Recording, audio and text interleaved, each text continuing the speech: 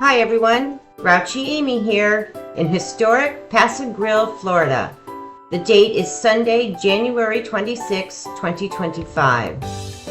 All of the information that I'm going to share with you came from storymaps.arcgis.com. This house at 1202 Pass-a-Grille Way was built in 1914 by Harold McPherson, who over a period of 5 years served as commissioner, vice mayor, and mayor. This house is called Silver Sands and is located at 113 12th Avenue. It was built by the Bartletts, and their daughter Vashti Bartlett was a pioneer of the Pass-a-Grille Women's Club. Her mother and father were known as the Queen and King of Pass-a-Grille. You can see that this house was built up, and that was in order to see the boardwalk, which ran from 8th Avenue until 23rd Avenue. This cottage at 109 11th Avenue was built by Charles Beinert and was finished in 1921. At that time, all buildings were named, since there were no street numbers. The name of this cottage was Staten Island. This house was built in the early 1900s before there were seawalls along the bay. It's located at 1002 Pass-a-Grille Way. Will Dent used to bring his barge over from Cabbage Key, where he had a dairy farm, unload his truck from the barge in front of this house, deliver the milk, pick up the empty milk bottles, load the truck back on the barge, and then return to Cabbage Key. Alphonse Thayer, a dealer in Florida shells and curios, built this house at 1000 Pass-a-Grille Way. The cottage in the rear dates back to 1906 and retains the original board and batten ceilings, wood floors, and front door. This house was built in 1903 by Mr. and Mrs. Kittredge. Harold McPherson moved it from 8th Avenue to its current location at 103 10th Avenue.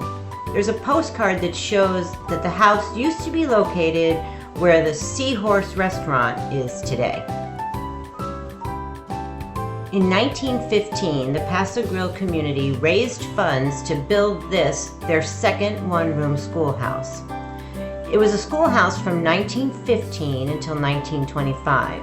Later, it became the Women's Town Improvement Association, and then the Pass-a-Grille Women's Club, and even a church for a little while.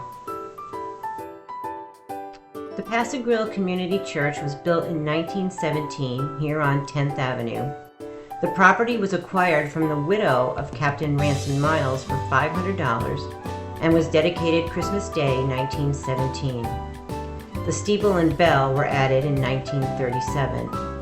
The building was enlarged after World War II by purchasing and adding on the barracks that had been used by the Army down on the point of Pass-a-Grille. In '61, Joan Haley bought the church and turned it into her home.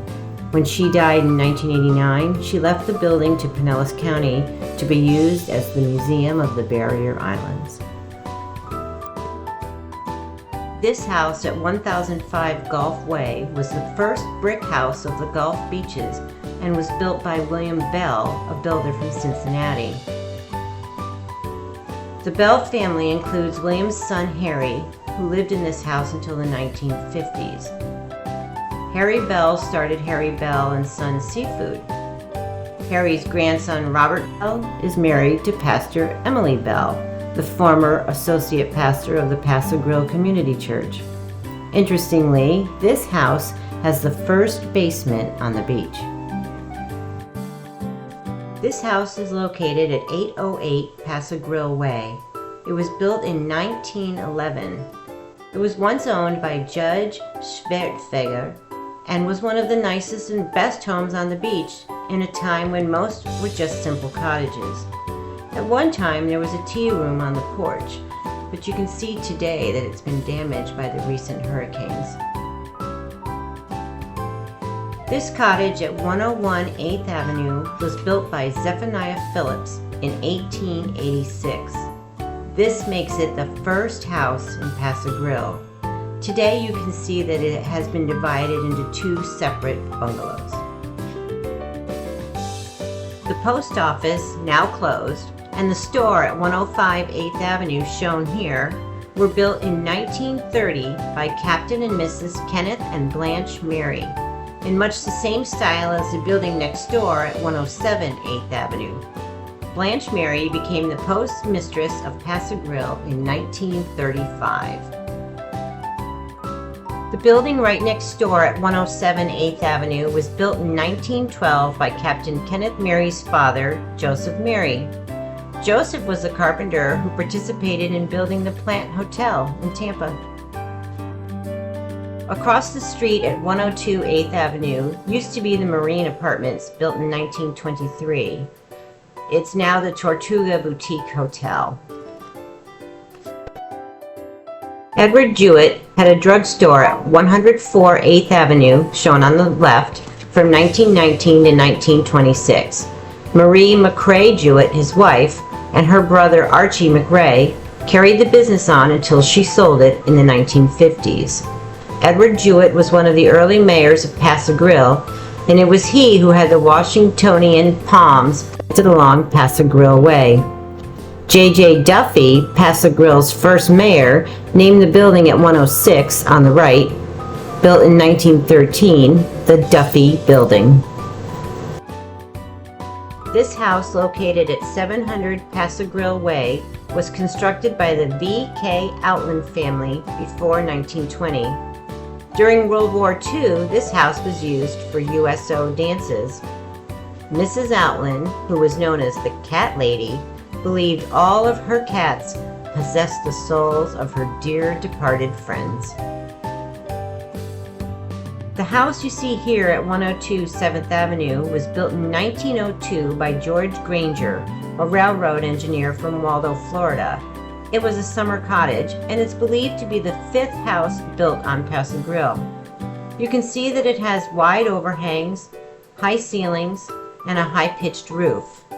It was set high off the ground so that the Gulf could flow underneath if there was ever a tidal surge. This house, located at 108 5th Avenue, was built in 1911 for James Simmons, a former congressman from Niagara Falls. His great-grandson, J. Scott Simmons, still lives in Pass-a-Grille and says that his grandfather owned several homes here. The Castle Hotel at 401 Gulf Way was built around 1906. One of its occupants was Reverend Jack W. Gerard, minister of the Pass-a-Grille Church. He was a Lutheran minister from Jersey City, New Jersey, and according to some of the pioneers, he was the subject of some pretty spicy stories. This is the last house on today's tour. It was the town's first schoolhouse, located at 105 4th Avenue, and it existed from 1912 to 1915. It was a small one-room, one-teacher school started by the local people of Pass-a-Grille so that the children wouldn't have to go by boat to the St. Petersburg schools. Here are a few bonus pictures as we walked around town. The Keystone Motel, the mermaid made of shells, and wouldn't you like to be a fly on the wall? Thanks for watching.